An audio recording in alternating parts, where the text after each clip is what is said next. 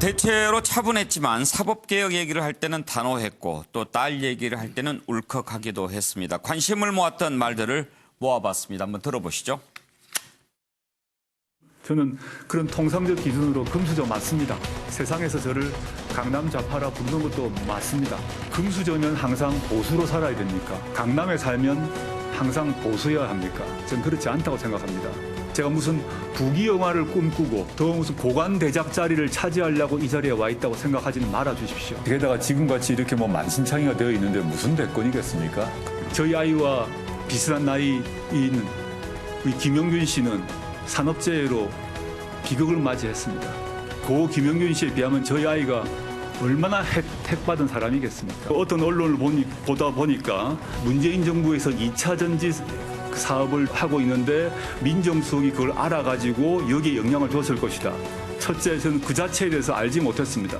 민정수석실은 경제수석실이 아닙니다. 저는 제 전공이 법이라서 이과 쪽 여기 의학을 포함해서 1저자, 2저자 이런 것들 사실 잘 모르고 있었습니다. 근데 지금 시점에 보게 되면 고등학교 딸아이가 1저자로 돼 있는 것이 좀 의아하다라고 저도 생각을 하게 되었습니다. 최경수 의원은 어떤 말이 가장 기억에 남습니까? 글쎄요, 전체적으로 저는 어떤 특정한 단어보다는 상식과의 괴리를 크게 느꼈다. 그리고 이제 기회가 많은 부분에 대해서 사과를 했습니다.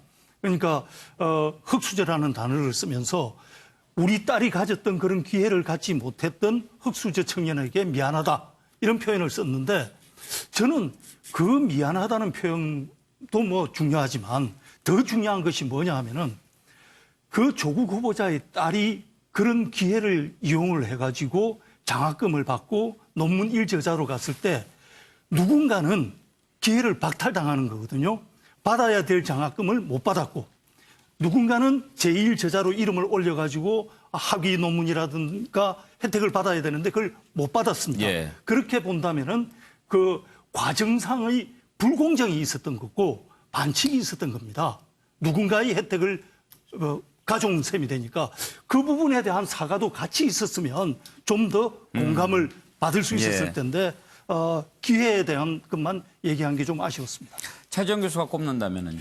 저는 일종의 확정평양을 남긴 것이 아닐까. 확정평양이라는 말이 원래 자신이 갖고 있는 생각이나 신념을 확인하려는 경향을 말하는 거거든요. 어제 사실 조국 후보자의 그러니까 유례없는 기자간담회 자체를 보면서 아마 조국 후보자를 지지하고 또 이 현 정부 여당을 지지하는 입장에서 봐라. 제대로 된 거 의혹 없지 않느냐. 모든 게 해명됐다고 지금 이렇게 주장을 할 것이고요.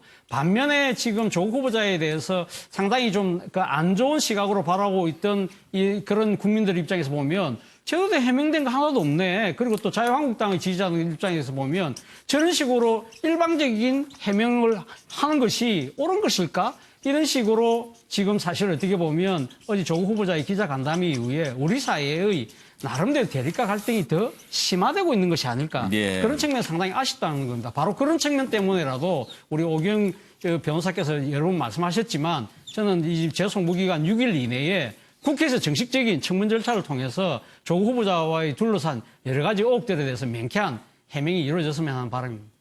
장성철 소장.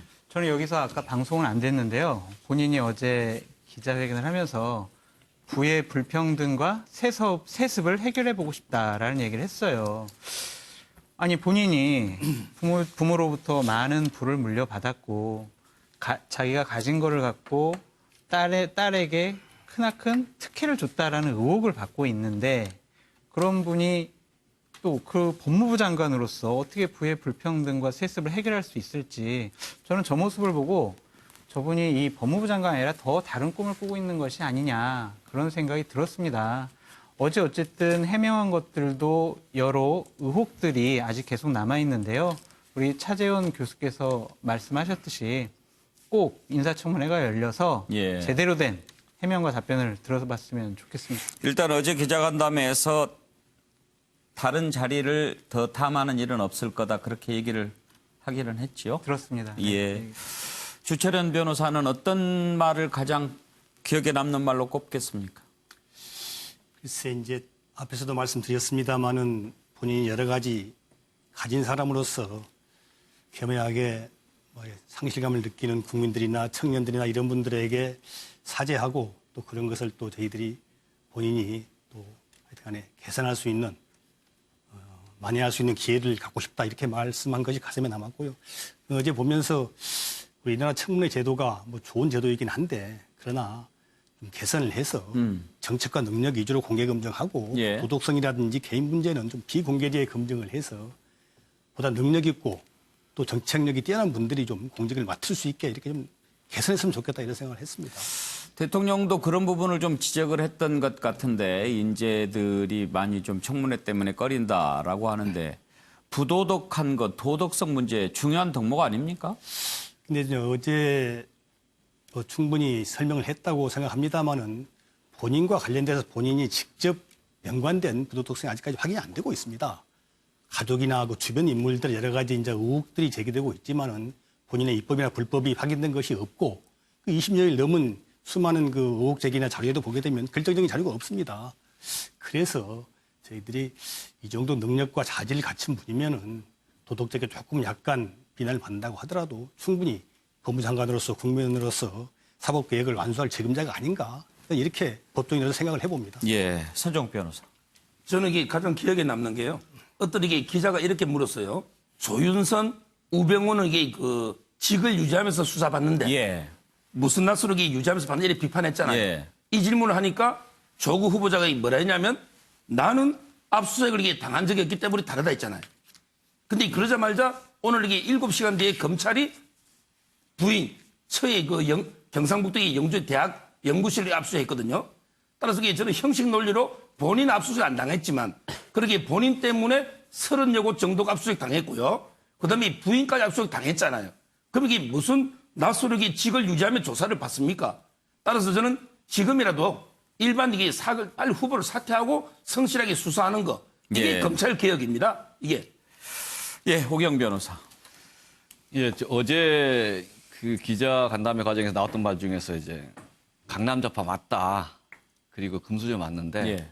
어찌됐든 개혁을 위해서 뛰어왔는데 계속 개혁을 위해서 일하면 안 되겠냐라고 하는 이제 자세를 보였던 것 같고요.